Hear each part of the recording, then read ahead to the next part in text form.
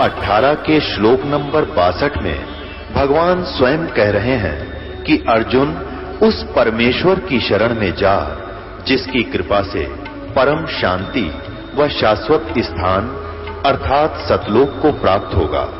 वो परमेश्वर कौन है, कहां है, कैसा है, जानने के लिए कृपया अवश्य सुनिए जगत गुरु तत्वदर्शी संत रामपाल जी महाराज के अमृत वचन। परम पिता परमात्मा पूर्ण ब्रह्म सारी सृष्टि के रचनहार कबीर परमेश्वर जी की असीम रजा से आप सभी पुण्यात्माएं सत्संग सुन रहे हैं। मात पिता मिल जाएंगे 184 माही, सतगुरु सेवा और बंदगी ये फेर मिलन की नहीं। हमारे परम पिता कबीर भगवान ने आकर के इस सूती आत्मा को जगाया है जो काल की भांग पीकर नशे में अपना जीवन नाश कर रही थी। उसके लिए परमात्मा ने स्वयं आकर हमें ज्ञान दिया है कि जो आज आप इस परिवार के पोषण में और संपत्ति के संग्रह करने में अपना पूरा मनुष्य जीवन नाश कर जाते हो, मनुष्य जीवन का केवल इतना ही काम नहीं था। ये क्रियाएं जो आप करते हो पशु पक्षी भी यही करते हैं। फिर मानव शरीर के मिलने का उद्देश्य क्या था, आवश्यकता क्या थी, ये परमात्मा स्वयं आकर ज्ञान कराते हैं। और उस ज्ञान को आगे कुछ अज्ञान बना करके काल के दूत काल के संत प्रेरणा तो करते रहते हैं, लेकिन उनके पास समाधान नहीं होता। जिसके पास समाधान नहीं है वो ज्ञान भी व्यर्थ है। जैसे किसी को कोई रोग है, किसी ने बता भी दिया कि आपको अमोक रोग है, औषधि है नहीं और है तो वो डुप्लीकेट है, तो वो ज्ञान भी वो समाधान भी वो दोनों व्यर्थ हैं, यूजलेस हैं। ठीक इसी प्रकार तत्व ज्ञान के अभाव से जो भक्ति भी करते थे, मनुष्य जीवन का उद्देश्य भी जो संत बता दिया करते थे कि इसका आत्म कल्याण ही मनुष्य जीवन का उद्देश्य है, लेकिन उनके पास समाधान नहीं था। तो परमात्मा ने आके समाधान भी बताया है और ये तत्व ज्ञान भी बताया है। क्या बताया है परमात्मा ने कि मात पिता मिल जाएंगे इस 184 माह, जहां भी आपका जन्म होगा, पशु कुत्ते की योनि में जाओगे वहां भी माता पिता मिल जाएंगे, गधे की योनि में जाओगे वहां भी आपको माता पिता मिल जाएंगे, पक्षी बनोगे वहां भी माता पिता मिल जाएंगे, मनुष्य जन्म होगा वहां भी माता पिता मिल जाएंगे। मनुष्य शरीर के अतिरिक्त हमें परमात्मा नहीं मिल सकते, सतगुरु नहीं मिल सकते। इसलिए परमात्मा बताते हैं कि माता पिता मिल जाएंगे 184 माह और सतगुरु सेवा और या बंदगी भाई फेर मिलन की ना। मानुष जन्म पाया कर जो नहीं रट हरि नाम, जैसे कुआ जल बिना फिर बनवाया क्या काम।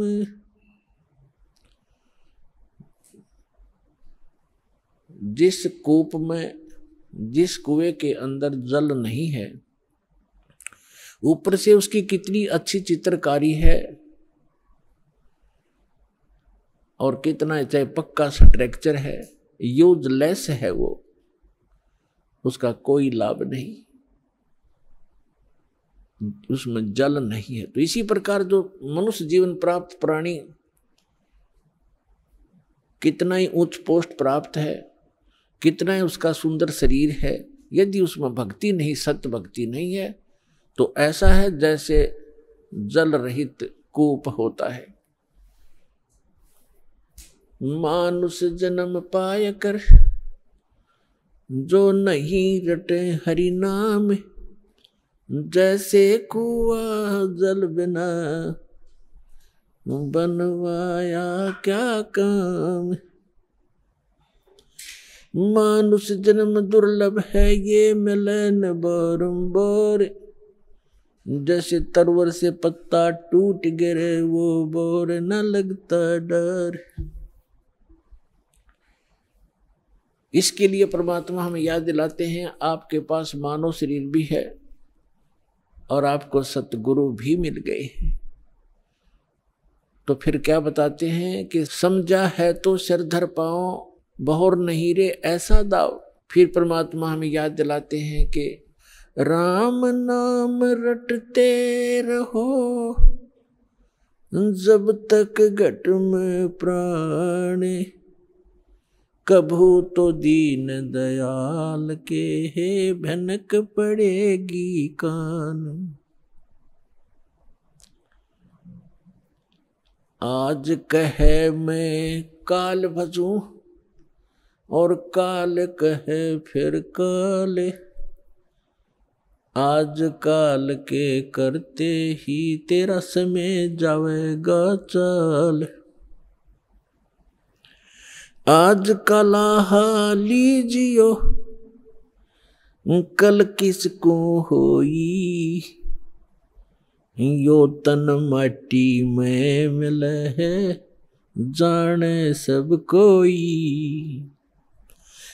काल करे सो आज करे, आज करे सो अब।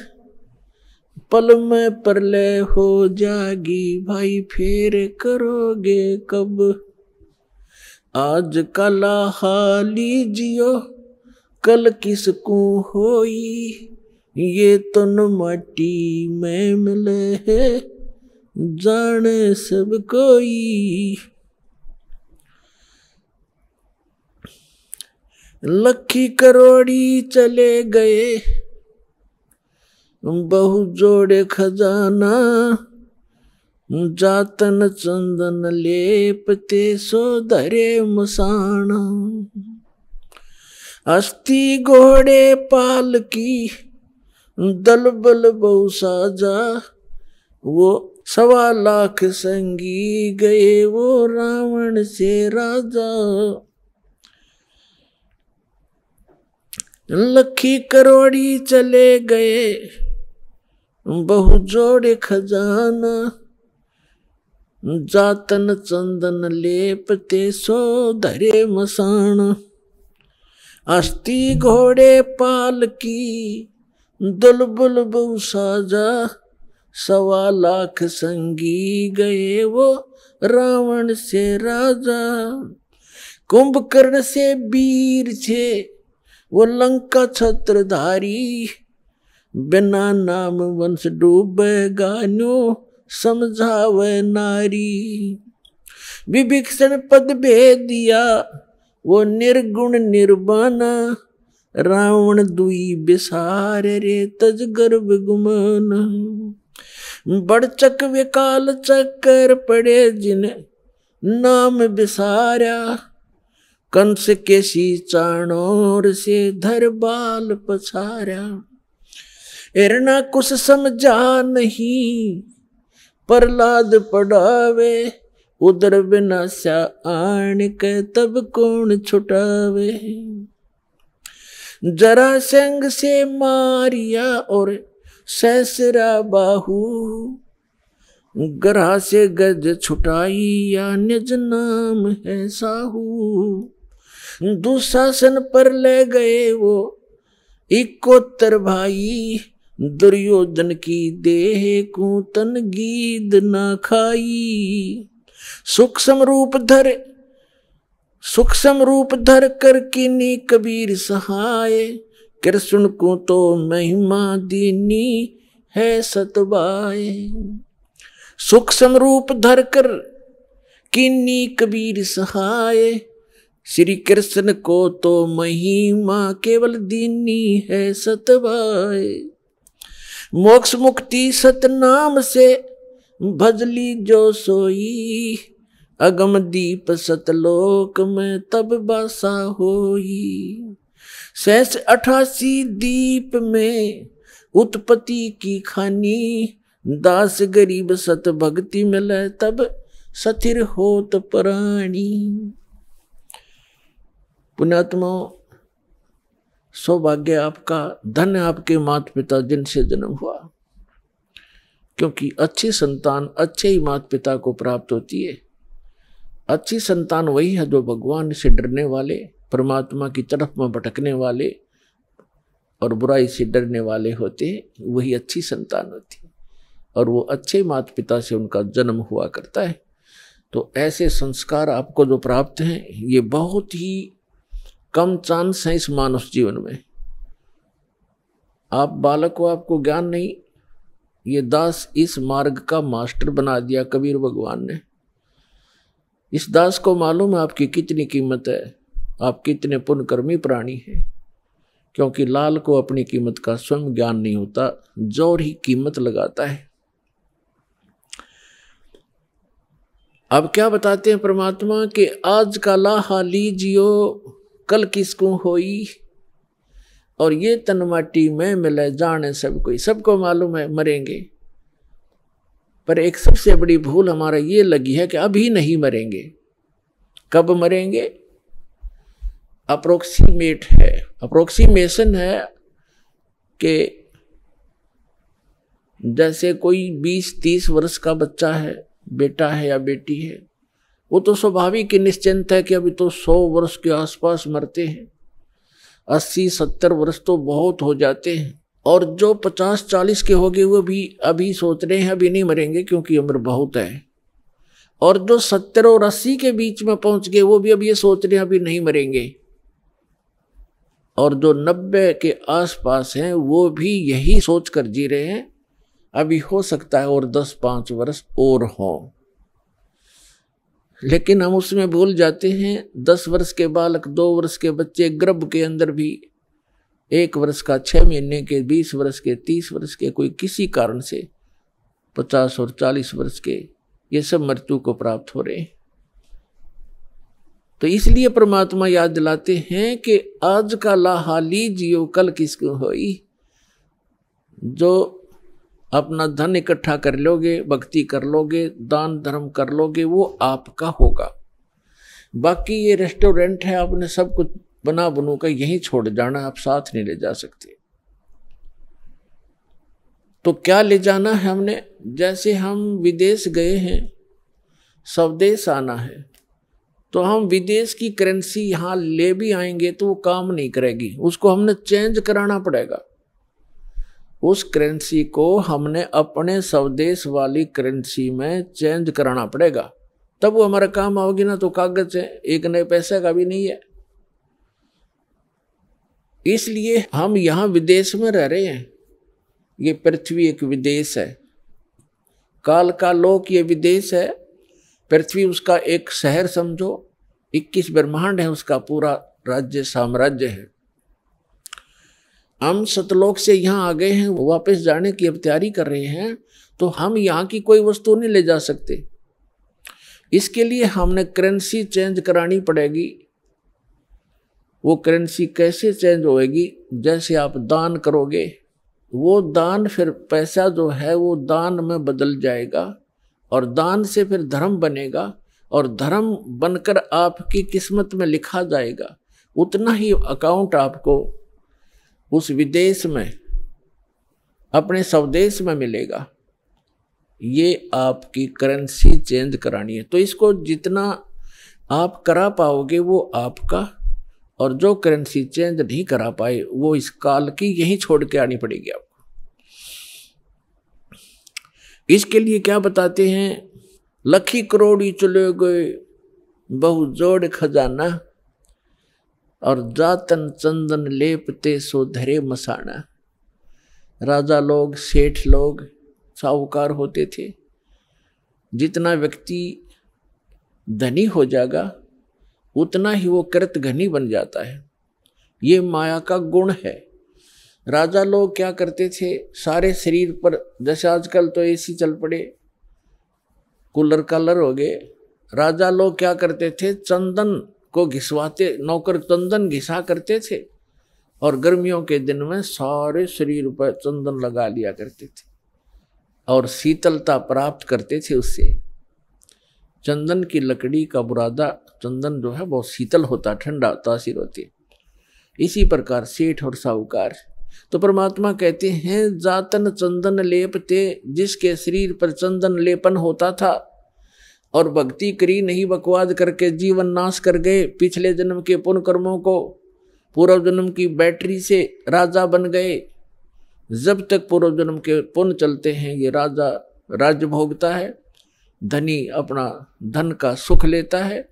और यदि भविष्य की भक्ति ठीक ना बनी, शास्त्र अनुकूल साधना नहीं हुई, चार्जर नहीं लगा, तो पूर्व जन्म की बैटरी जिस दिन डिस्चार्ज होएगी, यानी पूर्व जन्म के पुण्य आपके जिस दिन समाप्त हो जाएंगे, उस दिन अचानक कैर टूटने शुरू हो जाएंगे। जैसे राजा लोगों का इतिहास देख लो आप, पिछला पुराना इतिहास हम पढ़ा करते थे। कोई राजा 5 वर्ष राज्य किया, किसी ने 10 वर्ष किया, किसी ने 12 वर्ष किया। और जब कर्म बिगड़ते इंसान के, कोई ना कोई काल प्रेरणा से दूसरा राजा आके उस पर आक्रमण कर देता है, उसकी नींद हराम हो जाती है, मारा जाता है, लुट जाता है, बच जाता, जंगलों में धक्के खाता है, तो अब बैटरी उसकी समाप्त होगी और मृत्यु के उपरांत राजा गधे की योनि में जाता है। तो यहां परमात्मा कहते हैं अगम निगम को खोज ले, बुद्धि विवेक विचार, उदय अस्त का राज मिले, तो बिन नाम बेगार। कितना सटीक उदाहरण दिया है परमात्मा ने कि जरा सा बुद्धि से काम ले मानव, अगम निगम को खोज ले, अपने भविष्य को विचार कर, और बुद्धि विवेक विचार, उदय अस्त का राज मिले, तो वे नाम बेगार। यदि पृथ्वी पति बन जावे, उदय यानी जहां से सूर्य उदय होता है और अस्त होता है, अर्थात पूरी पृथ्वी पर जिसका शासन हो, उसको उदय अस्त का राजा कहते हैं। उदय अस्त का राज्य मिले तो बिन नाम बेगार। अब बेगार तो अब शायद किसी बच्चों को ना याद हो, डिफाइन करना पड़ेगा उसको। पहले सन 60 के बाद 66-67 में 68 के अंदर हरियाणा में प्रांत अलग हो गया था, इसमें इतना विकास नहीं था, सड़कें बन गई। फिर ये 3 व्हीलर चला करते थे पेट्रोल के, ये बड़े बड़े जिनको 3 पहियों वाले 3 व्हीलर के बड़े वाले, और वो गांव से शहर में जाया करते थे। हमारे गांव से 2 3 व्हीलर चला करते थे। एक दिन नहीं आया तो दूसरे ने पूछा कि कल क्या बात होगी, कुशल तो है, आए नहीं। तो उसने कहा कि कल मैं बेगार में फंस गया था। बेगार क्या होती थी, पहले पुलिस वालों के पास ये अपने सरकारी व्हीकल नहीं होते थे, जीप वगैरह, ये ऐसे ही किसी की जीप पकड़ लेते, एक दिन किसी का 3 व्हीलर पकड़ लेते, कोई 4 व्हीलर जबरदस्ती ले लेते, और उसको सारा दिन अपना जो भी उनके काम होते 10-5 गांवों में, कितना रेड मारनी होती, कितना शराब पकड़नी होती, कोई चोर पकड़ना होता या क्रिमिनल आदमी पकड़ने होते, तो उनको ले जाते थे। वो पेट्रोल भी अपने पल्ले से डाला करता व्हीकल वाला, और सारा दिन उसका पहिया नहीं टेकने देते। आम व्यक्ति को तो ऐसे लगे जैसे बड़ी स्पीड से जा रहा है, कोई अच्छी कमाई कर रहा होगा वो 3 व्हीलर वाला, और वो फंस रहा था बेगार में। तो वो बता रहा था कि कल मैं 200 रुपये अपने घर से लगा कर आया हूं, यानी उस समय के 200 रुपये आज के 20,000 भी मेरे ख्याल में कम होंगे। कहता 200 रुपये का पेट्रोल अपने पल्ले से लगाया, सारे सुबह ले गए मुझे पकड़कर 6 बजे, रात के 11-12 बजे छोड़ा मुझे। 200 रुपये का तेल लग गया और पल्ले से रोटी खानी थी, तो कल मैं बेगार में फंस गया। अब क्या था कि सारा दिन वो चलता तो खूब दिखाई दिया, पहिया टेका नहीं, बहुत स्पीड, इधर चल उधर चल, और इनकम 1 नए पैसे की नहीं थी, खर्चा सारा का सारा था। इसको कहते हैं बिगार। तो जो राजा लोग या सेठ या अन्य कोई भी व्यक्ति समझो, अब जब राजा को ही इसलिए लिया जाता है, बाकी अन्य नागरिक तो अपने आप अपने औकात से परिचित हो जाते हैं। जब राजा भी जो भक्ति नहीं करता, वो भी बिगाड़ कर रहा है, तो आम व्यक्ति भी उससे अपनी तुलना कर सकता है कि जो भक्ति नहीं करता और केवल माया जोड़न में लाग रहा है, तो वो राजा पूर्व जन्म की जो पुण्य कर्मों की कमाई थी, उसके आधार से, उस पूंजी से उसके खूब ठाठ बाट दिखाई देते हैं, जय जयकार हो रही है, जहाँ जाते हैं माला डालने वाले और जयकार करने वाले हैं, बैंड बाजा बजाने वाले खूब हैं उसके आगे पीछे। और वो भोली आत्मा अपने पूर्व जन्म की वो बैटरी को, अपने पूर्व जन्म की कमाई को समाप्त कर रहा है, आगे चार्जर है नहीं, यानी भविष्य की भक्ति वो कर नहीं रहा, तो वो राजा बेगार कर रहा, बेगार अपनी पूंजी को नाश कर रहा है और पल की चैन नहीं। तो यहां गरीबदास साहिब जी परमात्मा से प्राप्त ज्ञान के आधार से कहते हैं, अगम निगम को खोज ले, बुद्धि विवेक विचार, उदय अस्त का राज मिले, तो बिन नाम बेगार। पुण्यात्माओं, कलेजा हिल जाए इंसान का, जरा सा सोधी में हो, जरा सा भी विवेक रखता हो। हमारी बुद्धि पर पत्थर पड़ चुके हैं। हम पूर्ण रूप से कितने विद्वान पाक रहे हो, चाहे इंजीनियर बन गए हैं, चाहे हम डॉक्टर बन गए और चाहे प्रधानमंत्री बन गए, हम भक्ति मार्ग में शून्य है, अध्यात्म मार्ग हमारा शून्य है। और किसी की पूर्व जन्म की प्रेरणा से वो की ट्राई भी कर रहा है, तो वो केवल डले ढो रहा है शास्त्र विरुद्ध साधना करके। तो सौभाग्य आपका, आपको ये ज्ञान सुनने को मिला। धन्यवाद करा करो उस परम पिता भगवान कबीर साहिब का कि ये ज्ञान आप तक पहुंच चुका है। इस दास को पता है, या मेरे साथ जब से लगे हैं आपके भाई बहन, कितना संघर्ष करके आप तक ये ज्ञान पहुंचाया। न ये काल के दूत, ये दुष्ट लोग इस ज्ञान को ऊपर नहीं आने दे रहे थे। 600 वर्ष पहले परमात्मा आकर चले गए, क्योंकि अशिक्षित थे हमारे पूर्वज, और इन दुष्ट लोगों ने हमारे तक वो परमात्मा का ज्ञान नहीं आने दिया। ये कह करके कबीर तो अशिक्षित है, ये ब्रह्मा विष्णु महेश की निंदा करता है, ये देवताओं की निंदा करता है, इसको मारो पत्थर, इसको भगा दो। और जब से इस दास पर दया हुई परमात्मा की, या दास की नींद खुली और ये तत्व ज्ञान हुआ, उसी दिन से बेचैनी बन गई। जिसको समझाऊं उल्टा पड़े। कबीर साहब कहते हैं, साच कहूं जग मारण आवे, और झूठ कही ना जाइयो, और साच न पूरा पावते, झूठों जगपति आइयो।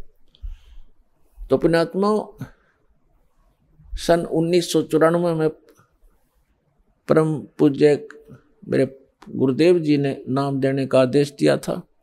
उस दिन से आज तक ये दास जानता है कि कितने संघर्ष करके आप तक परमात्मा का यू ज्ञान पहुंचा पाया हूं।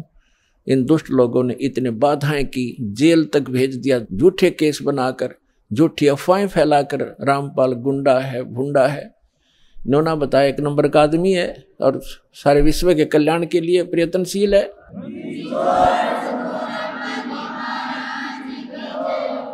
तो पुण्यात्माओं, आप सभी का कर्तव्य बनता है अपने बहन भाइयों तक ये ज्ञान पहुंचाने का। इस मार्ग के अंदर सबसे पहला आपको सहनशील बनना पड़ेगा, क्योंकि ये ऐसा ज्ञान है जो भी सुनता एक बार उसमें तूफान आता ही आता है। जैसे आप अपने छोटे भाई बहन को या बच्चे को कोई मेडिसिन खिलाते हो और उसकी जीभ पर रखते वो थूक भी देता है और रोता भी है, और अपने माता पिता के कपड़े भी पकड़ लेता है, मेरा मुंह खराब हो गया, कोई बात नहीं, प्यार से, वो अपना ही तो है, जो ऐसा कुछ कर रहा है विरोध, वो अपना ही था, उसी के प्रयत्न कर रहे हैं, उसी के लिए आप, उनकी जीवन रक्षा के लिए। तो उसको फिर धीरे धीरे वो टैबलेट, इंजेक्शन वो लाने पड़ेंगे, उसको खिलाना ही पड़ेगा, तो तब जा करके वो स्वस्थ होगा। तो इसलिए प्रत्येक का कर्तव्य बनता है परमात्मा के इस मार्ग में सहयोग देने का। लेकिन इस मार्ग के अंदर हम भक्त का लड़ाई करना फर्ज नहीं होता। परमात्मा खुद आए थे और उनके साथ कितनी बदतमीजियां की थी। उस परमेश्वर कबीर जी ने किसी को बद दुआ भी नहीं दी। ऐसे बद श्लोक किए थे, कभी बताया करेंगे, क्योंकि पहले तो आपको ये ज्ञान समझाते हैं, वेद पुराण गीता से आपको परिचित कराते हैं, ताकि फिर आपकी बुद्धि ये स्वीकार कर ले वह कि कबीर इज गॉड। जिस दिन आपको यह समझ में आ जाएगा कबीर इज गॉड, वो धानक रूप रहा करतार, काशी वाला धानक, ये समर्थ शक्ति है तो है ही, लेकिन हमारी समझ में जिस दिन आ जाएगा फिर उसके बाद परमात्मा की केवल वो महिमा सुनाया करेंगे। परमात्मा की अमर वाणी से आपकी आत्मा भी भोर हो जाया करेगी, आंखों से आंसू पड़ा करेंगे। और उसके बावजूद इतना कुछ तंग किया मालिक को, उनकी कथा कभी सुनते हैं पढ़ते हैं तो आंखों से आंसू नहीं रुकते, कलेजा फटने को हो जाता है। और एक सबसे बड़ी बात ये देखिए, उनको परमात्मा ने किसी को बद्दुआ तक नहीं दी, नहीं तो वो समर्थ हैं, 1 सेकंड में पृथ्वी को नाश कर दें, दूसरी सेकंड में एज इट इज धर दें, ये इतने सक्षम है कबीर भगवान।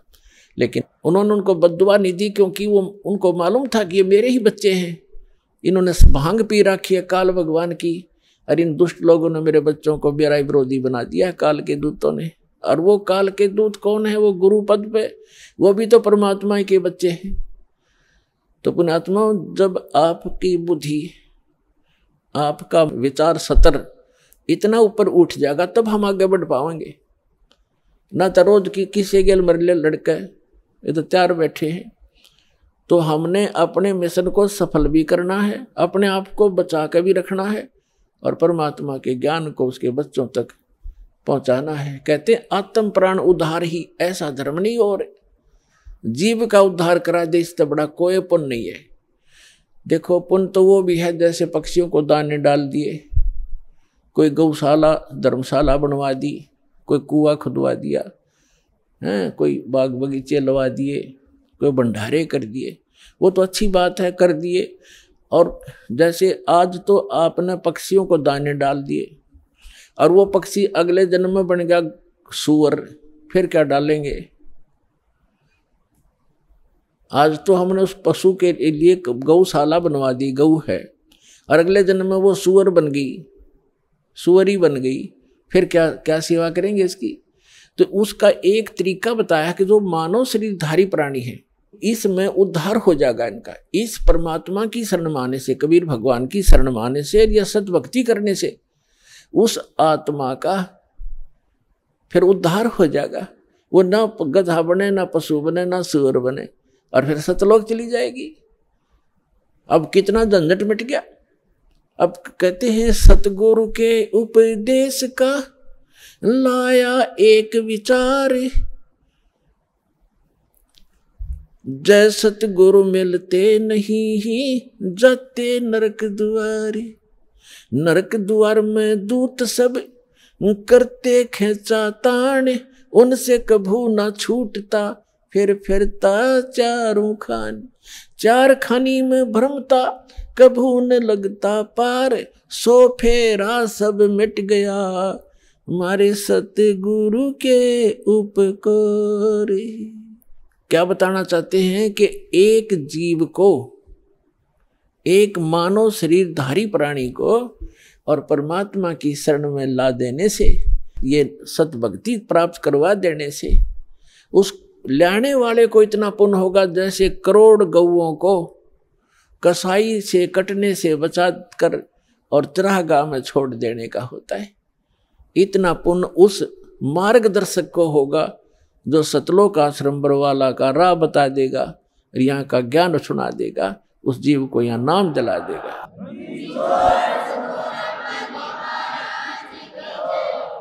तो फिर उसके बाद कहते हैं उस भक्त का सारा बाईपास निकल गया, सतगुरु मिल गए, सतगुरु की उपदेश का लाया एक विचार, और जय सतगुरु मिलते नहीं हम जाते नरक द्वार। नरक द्वार में दूत सब फिर करते खेचा तान, उनसे कभू ना छूटता फिर फिरता चारों खान। चार खानी में भ्रमता और कभू न लगता पार, और सो फेरा सब मिट गया मेरे सतगुरु के उपकार। ओए अब ना वो पशु बने, ना पक्षी बने, और ना कोई और नरक में जावे तो कितना बाईपास निकाल दिया परमात्मा की कृपा से, उस सच्चे नाम से वो कितना बाईपास निकल गया। तो इस प्रकार कहते हैं आत्म प्राण उधार ही, ऐसा धर्म नहीं और इससे बड़ा कोई पुण्य नहीं प्राणी को। पुण्य तो और भी है, लेकिन अगर आप परोपकार करना चाहते हैं, आपके दिल में दया है प्राणियों के प्रति, तो मानव शरीरधारी प्राणी को मनुष्य जीवन प्राप्त करवा दे। बुरा वो भी नहीं है, जैसे एक पक्षी है, अपने घर पर दाने डाल दो, कुत्ता आता है रोटी डाल दो, अपने ही घर पर डालो, कहीं विशेष स्थानों पर मत भटको, ये व्यर्थ है। और अतिथि आता उसको भोजन करवा दो, कोई भी मांगने वाला आता उसको पैसा मत दो। कई भक्त कहते हैं ये तो फिर हमारे दिल में दया खत्म हो जाएगी यदि हम भिखारी को पैसा नहीं देंगे। परमात्मा कहते हैं दया का प्रयोग भी विधिवत करने से ही लाभ होगा, अन्यथा वो आपका भी भक्ति नाशक और दूसरे का भी हानिकारक, दूसरे को भी हानि कर देगा। जैसे एक धनी व्यक्ति ने दया भाव से एक भिखारी को 100 रुपये दे दिए।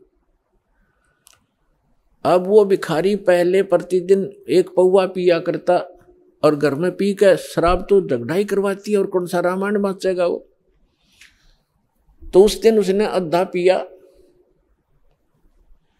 आधा बोतल शराब पी गया, घर जाके लड़ाई कर दी, घरवाली और बच्चे खूब पीट दिए।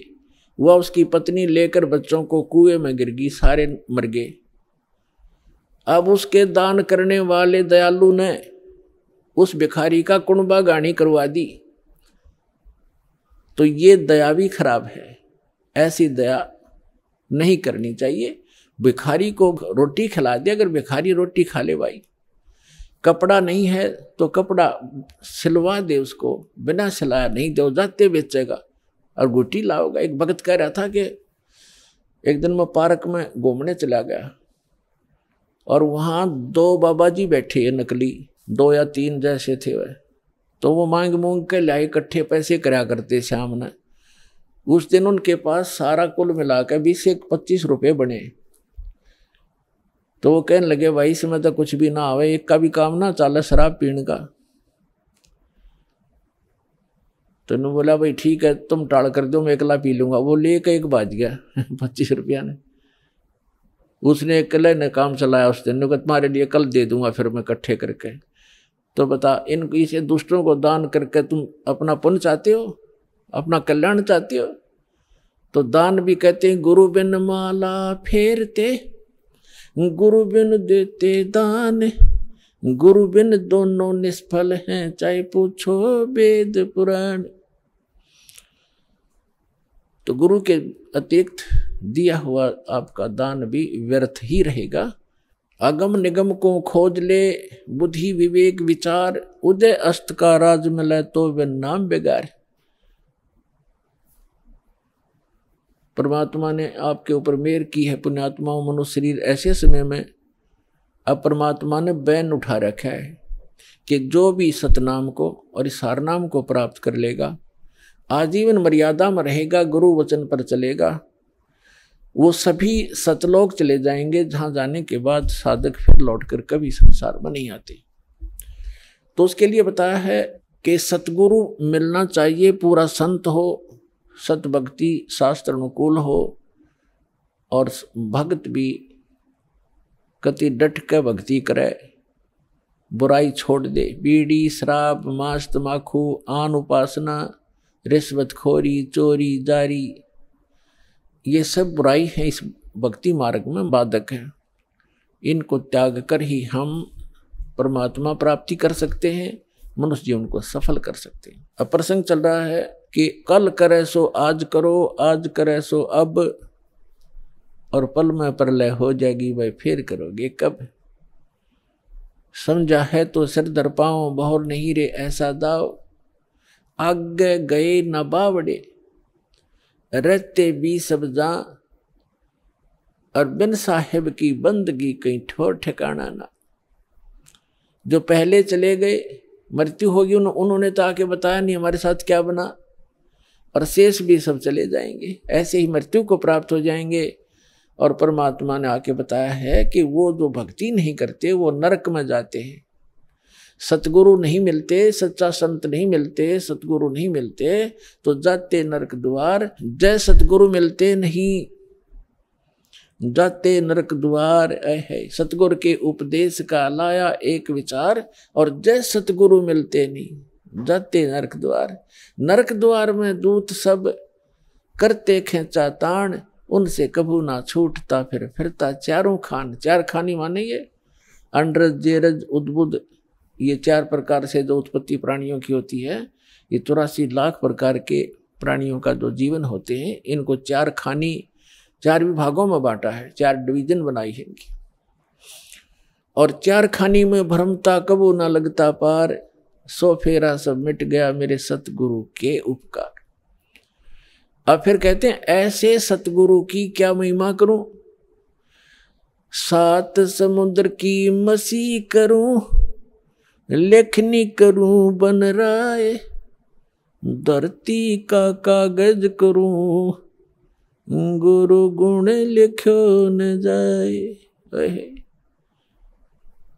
अपना आत्मा, आप तो बालक हो, आपको तो अपनी बनाई खीर मिल गई, ना धूम में माख फूटी और ना कोई आंच लगी। आपको तो परमात्मा ये बना के धर के गए थे, यो ज्ञान तत्व ज्ञान। लेकिन इन काल के दूतों का ना तो गीता पढ़ने वालों को गीता समझ में आई, वेद पढ़ने वालों को वेद समझ में आए नहीं, पुराण पढ़ने वालों को पुराण समझ में आई नहीं, और कुरान पढ़ने वालों को कुरान समझ में आई नहीं, बाइबल पढ़ने वालों को बाइबल को का ज्ञान नहीं हुआ, और कबीर परमेश्वर की वाणी पढ़ने वाले इन कबीर पंथियों को परमेश्वर की वाणी का इनको समझ नहीं आया। तो ये परमात्मा आपको बना कर दरगे सारा ज्ञान है। वो कहते हैं गुड बेटर बेस्ट, आप वो बेस्ट क्वालिटी की आत्मा हो परमात्मा की, जिनको सतलोक आश्रम बरवाला में ये सतनाम और सारनाम प्राप्त हो रहा है। तो आपके लिए सारा प्रयत्न हो रहा है। अपना आत्मा बैड होता है, बैड तो बैड से गुड भी बन सकता है। जैसे चोर चोरी करता था, यो ज्ञान हुआ, चोरी छोड़ दी, भगत बन गया। शराबी शराब पीता था, शराबी कहलाता था, शराब छोड़ दी, भक्ति करने लग गया, भगत कहाँ आया। तो इसी प्रकार हम बैड से गुड बन जाएंगे, गुड से फिर बेटर बनेंगे, फिर बेस्ट बन जाएंगे। तो बेस्ट बनने के बाद हम सतलोक जाएंगे। तो जिनको सतलोक आश्रम बरवाला प्राप्त हुआ, मर्यादा में रहे, सतभक्ति करते रहे, तो वो बेस्ट क्वालिटी की हंस आत्मा है भगवान की, और उन पर विशेष रजा है परमात्मा की। परमात्मा हमें आकर ज्ञान देते हैं, रह रहकर समझाने की चेष्टा करते हैं। 7 समुद्र की मसी करूं और लेखनी करूं बन राय। किसी भी एक मान ले पेड़ को काट कर रख लो और उसकी छोटी छोटी टहनी बड़े तने सबको चीर चीर कर कलम बना कर रख दे, ढेर लग जाएगा। और परमात्मा कहती उस एक पेड़ की सब कलमों को लिखना शुरू कर दे। धरती जितना बड़ा कागज हो, 7 समुद्रों जैसी इंक हो, स्याही हो, तो कहती ये सब लिखते लिखते कलम घिस जा, 7 समुद्र की इंक भी समाप्त हो जावे। ऐसे सतगुरु के गुण लिखे नहीं जा सकते। अब क्या लिखोगे? एक कुत्ते का जीवन लो, उस कुत्ते के जीवन में क्या क्या कष्ट उसको होते हैं। सारी रात तो भौंकता है, उसकी एक स्वभाव बना रखे, सारी रात भौंक के उसकी आंख इकट्ठी हो जा, भूख लगे जोर की, और सुबह वो क्या करता है, किसी का दरवाजा खुलता है गली में, ऐसे देख जाकर वो सीधा भागता है किधर, रसोई से महक आ रही होती है उसको कोई बासी टुकड़े की, या वैसे ताज़ा बना रहे हो तो दाव लगाकर रसोई में घुसने की चेष्टा करता है। अब रसोई में कौन घुसने दे उसके, या तो लठ मारेंगे या फेंक कर मारेंगे, कोई ना ठहरता है। एक घर में गया, उसका लठ लग गया, फिर ट्या ट्या करता हुआ दूसरे में गया, दूसरे में गया, दूसरे में उसका भाग, उसने कोई टूक मिले, फिर जूत मिले, और उसमें भी लठ लग गया, तो फिर भूख तो उसको लगी है। वो फिर कहाँ जाता है? बाहर खेतों जंगल में, जहाँ लोग फ्रेश होकर आते हैं, वहां जा करके फिर वो गोबर खाता है।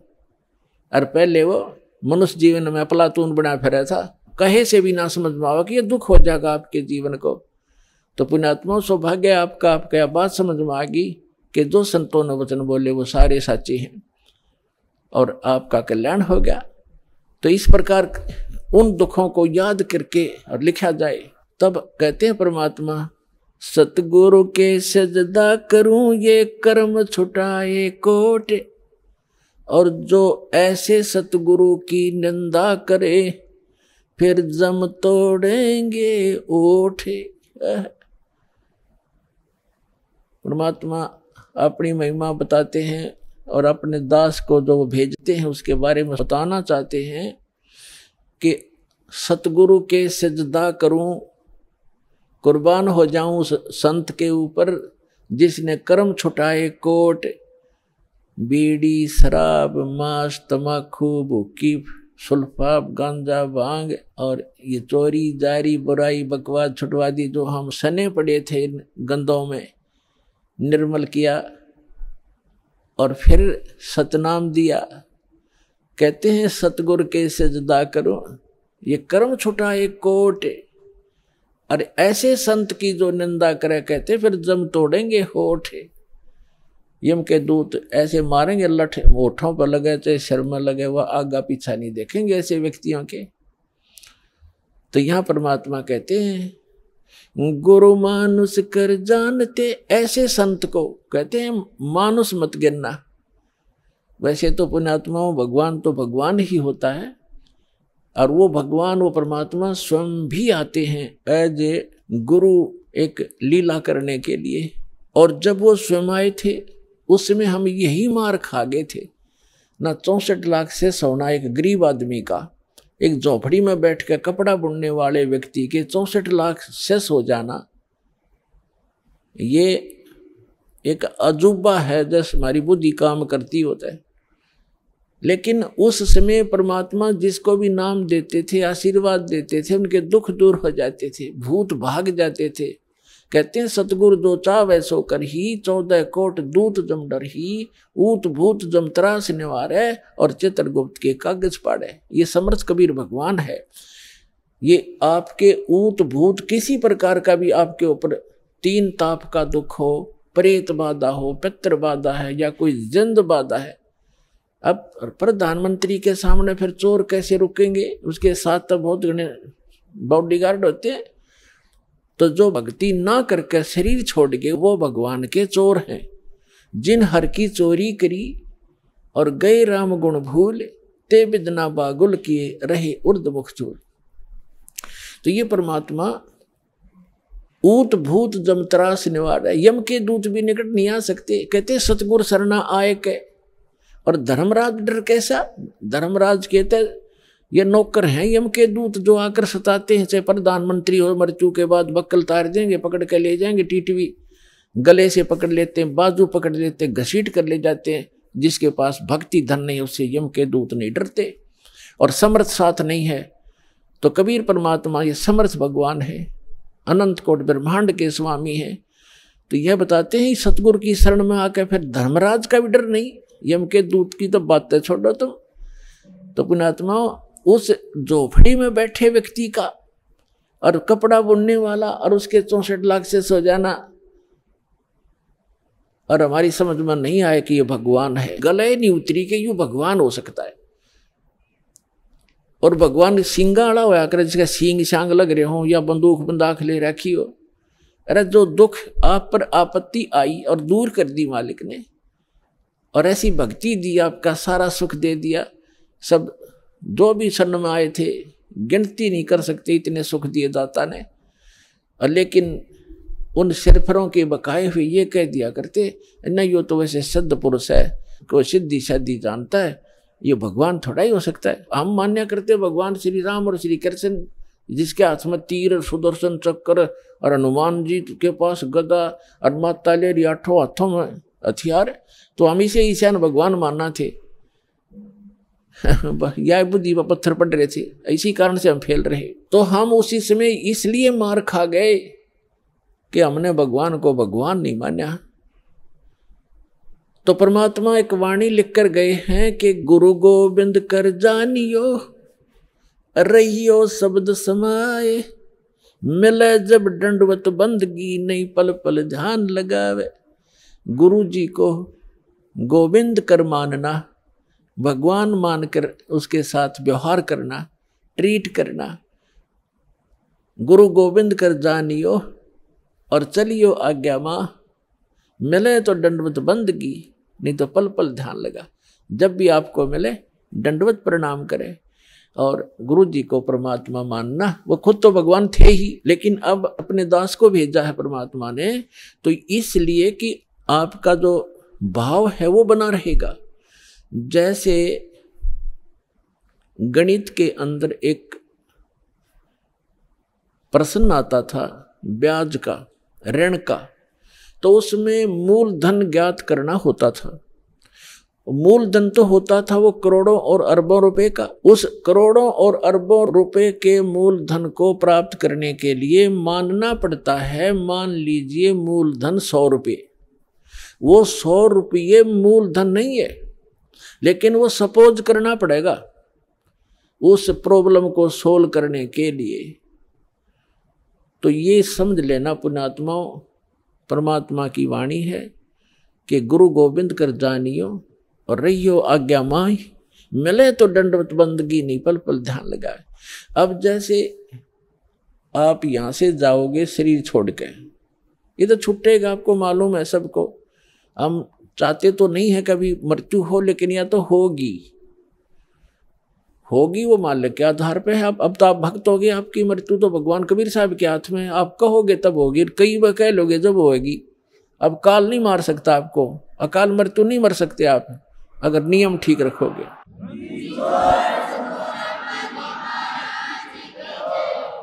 तो ये तो हमने यहां से जाना पड़ेगा। जब आप यहां शरीर छोड़कर जाओगे तो ऊपर जाकर के जहां भी आप देखोगे ये दास के रूप में वो कबीर परमेश्वर आपको खड़े दिखाई देंगे। और जो काल के दूत यहाँ संत आए हैं उनका रूप होगा, लेकिन काल उनके संत के रूप में खड़े दिखेंगे। तो वहाँ जिस गुरु की वो शरण में है तो वहाँ जाकर अपने गुरु जी के पास ही जाते हो, तो सीधे के अपने वो खड़े गुरु जी, तो अब उसके शेष सारे उस गुरु के पास, उसके शेष उस दूसरे गुरु के पास। तो वहाँ काल भी आता है जो उसने संत भेज रखा है इन जीवों का नाश करने के लिए, और परमात्मा आता स्वयं जिसने अपना संत भेज रखा है जीवों का विकास करने के लिए। तो इस दास के रूप में आपको वहाँ परमात्मा मिलेंगे। आपको एक और हिदायत दी जाती है कि जब आप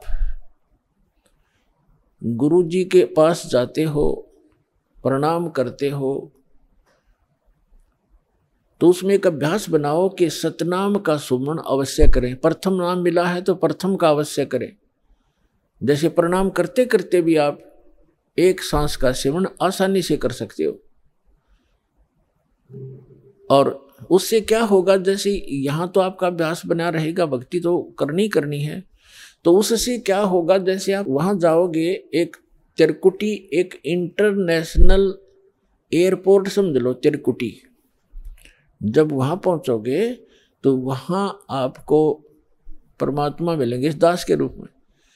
और वहाँ काल भी धोखा देने के लिए इस दास का रूप बना सकता है।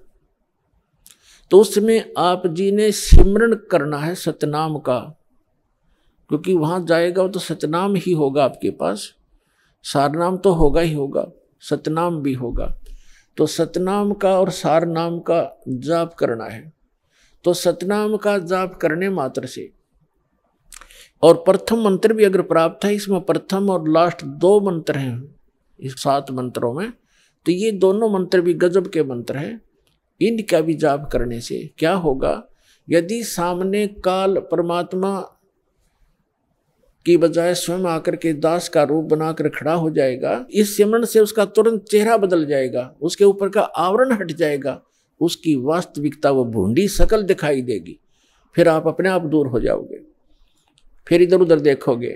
अब थोड़ा सा एक प्रश्न सुनाते हैं आपको, क्योंकि सत्संग के अंदर बहुत से हिदायत देनी पड़ती है। तो ये सुमन करने से भी अगर शकल नहीं बदलती है तो आपके ओरिजिनल गुरुजी और ओरिजिनल गॉड है। एक समय एक चंद्र विजय नाम का राजा था, उसकी इंद्रमती नाम की एक रानी थी और वो बहुत भगतनी थी भगवान की। पिछले जन्म से, पिछले पुण्य से ही अच्छी आत्माएं राजा बनती हैं, रानी बनती हैं, और इतना सुख होकर के भी जो परमात्मा की तरफ में भगवान की भक्ति में लगे होते हैं वो पुण्यात्मा विशेष होती हैं। वो माई जो है उसने एक गुरु बना रखा था। उस गुरु जी ने बता रखा था कि भगवान विष्णु, भगवान शिव की भक्ति करनी चाहिए, श्री राम की भक्ति करनी चाहिए, 68 तीर्थों पे जाना चाहिए, 68 तीर्थ करना चाहिए, एकादशी का व्रत रखना चाहिए। अब जैसे एक नियम है, कहते हैं धन चाहे तो दान कर और मोक्ष चाहे भज राम। तो हमने यहाँ इस काल के लोक में रहना है तो धन भी चाहिएगा और राम भी प्राप्त करना है, तो हमने दान भी करना है और सच्चा नाम भी जपना है। अब उसके गुरुजी ने बता रखा था कि बेटी पिछले जन्म में तैने बहुत पुण्य कर रखे हैं, घने धर्म कर रखा है, जिस कारण से तू रानी बन गई। आगे ऐसी ही अच्छा जीवन प्राप्ति के लिए आप साधु संतों को भोजन कराया कर बेटा। वैसे तो आए अतिथि को भी भोजन करा दे, उसका भी पुण्य है, लेकिन भगत संत को भोजन कराने का न्यारा फल मिलता है। जैसे आपके पास पशु हैं, भैंस या गाय, एक भैंस या गाय है जो दूध देती है और अन्य भी पशु हैं जो अभी दूध नहीं दे रहे, वो भी अपने पालने ही पड़ते। अब एक तो उस दूध ना दे रहे पशु को जो चारा दिया जाता है, आहार खिलाया जाता है, वो भी हमारा कर्तव्य बनता है। लेकिन जो दूध वाले को जो चारा चराया जाता है, बिनौले खल आदि हम डालते हैं, तो वो तुरंत लाभ दे देता है। सुबह अच्छा भोजन कराओगे, चारा चराओगे तो शाम में दूध घड़ा पाओगे उसके। तो इस प्रकार संत और भक्त होते हैं दूध वाले, और अन्य जो अतिथि आते हैं जो भक्त नहीं, भक्त है तो अच्छी बात है ना, तो वो भी एक कर्तव्य जानकर हमने उनको भी अवश्य भोजन कराना चाहिए और आदर सत्कार, आतिथ्य सत्कार से कराना चाहिए। लेकिन साधु संतों का भोजन कराया हुआ अत्यधिक लाभ देता है। अब साधु संत भक्त भले ही वो शास्त्र विरुद्ध साधना कर रहे हैं, लेकिन पूर्व जन्म के वो पुण्यकर्मी प्राणी हैं, वही भटक रहे होते हैं। कोई लाल पीले कपड़े पहनता है, कोई दाढ़ी बढ़ा लेता है, कोई मूंड मुड़ा लेता है, कोई तिलक लगाता है, जैसा भी उसको मार्गदर्शक मिल गया, क्योंकि उसको परमात्मा चाहिए, चाहे किसी भी भेख बनाने से मिल जाए, वो परमात्मा की तरफ तड़प रहा है। ऐसे कोई व्यक्ति को भोजन कराने से विशेष लाभ होता है, क्योंकि अब तो साधना ठीक है नहीं, लेकिन पूर्व जन्म की कमाई उसकी है और वो भक्त भगवान का विशेष प्यारा होता है। चाहे आज वो किसी की पूजा कर रहा है, लेकिन वो भगवान कबीर साहब का ही बच्चा है। तो इसलिए ये एक नियम है।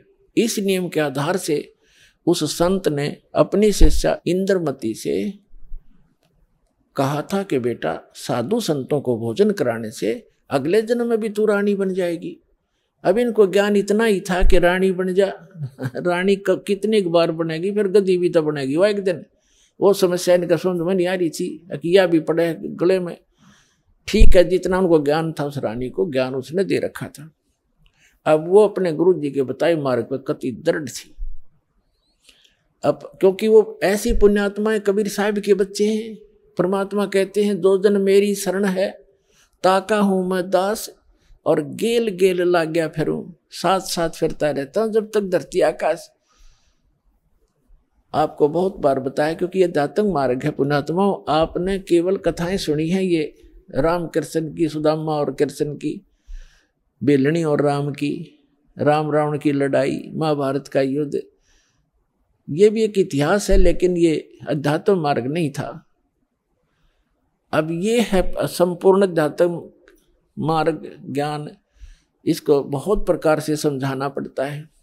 अब रानी ने जो भी गुरुजी ने बताया था उस पर दृढ़ होगी,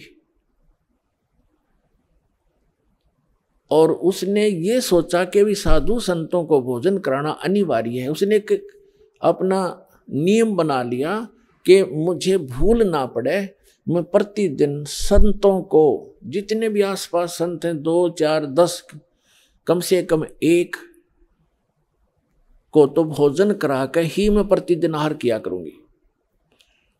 तो उसने अपने नौकरों से बोल दिया कि आसपास जो भी जंगल में कोई साधु संत हो उनको प्रार्थना करके आओ कि डेली यहाँ भोजन करके जाएं,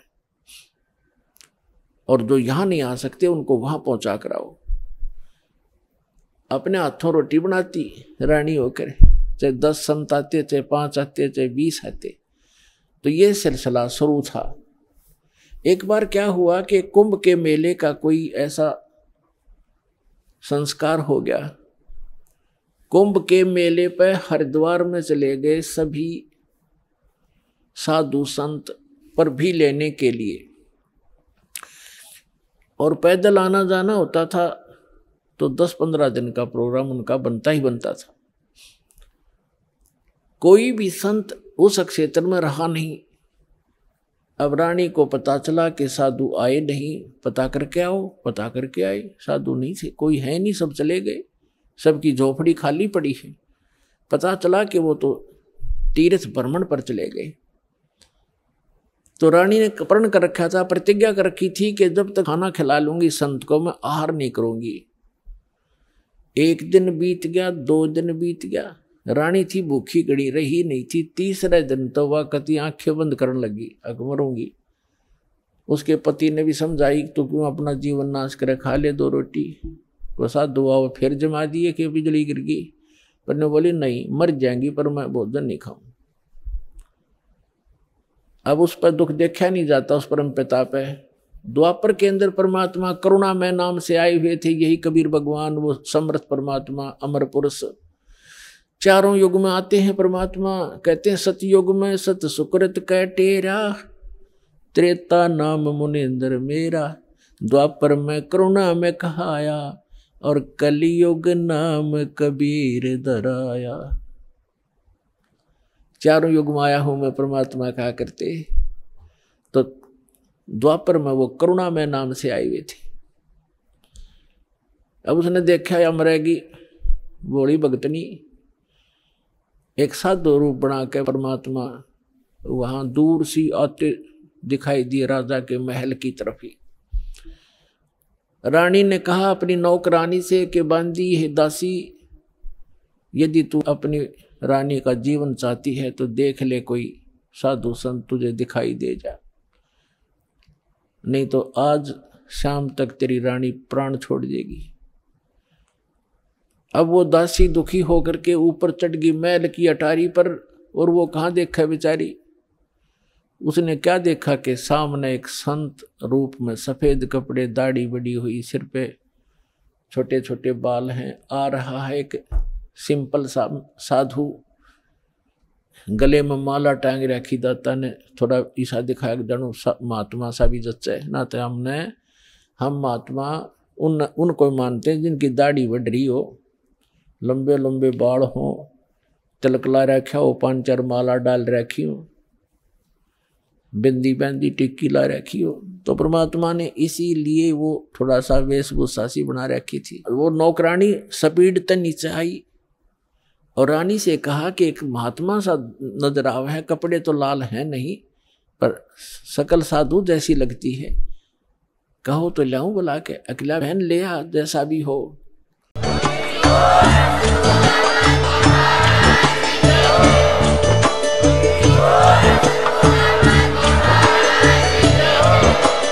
आप सुन रहे थे जगत गुरु तत्वदर्शी संत रामपाल जी महाराज जी के मंगल प्रवचन। अधिक जानकारी के लिए विजिट कीजिए हमारी वेबसाइट www.jagatgururampalji.org। संत रामपाल जी महाराज जी के शुभ आशीर्वाद से पूरे विश्व भर में 500 से भी ज्यादा नाम दीक्षा केंद्र हैं, जिन पर संत रामपाल जी महाराज जी द्वारा ऑनलाइन निशुल्क नाम दीक्षा दी जा रही है। अपने नजदीकी नाम दीक्षा केंद्र का पता करने के लिए संपर्क करें 8222880541।